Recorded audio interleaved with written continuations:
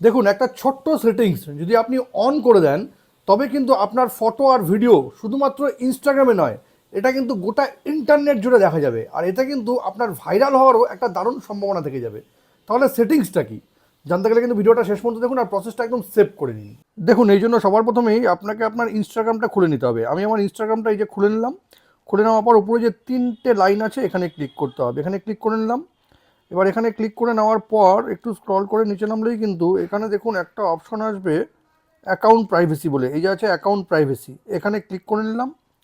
করে নেওয়ার পর পরের যে অপশনটা আছে, সেকেন্ড অপশনটা দেখুন, allow public photos and videos to appear in search engine result. এটা কিন্তু আপনাকে অন করে রাখতে হবে। তাহলে কি হবে, গুগল সার্চেও কিন্তু আপনার ফটো আর ভিডিও দেখা যাবে।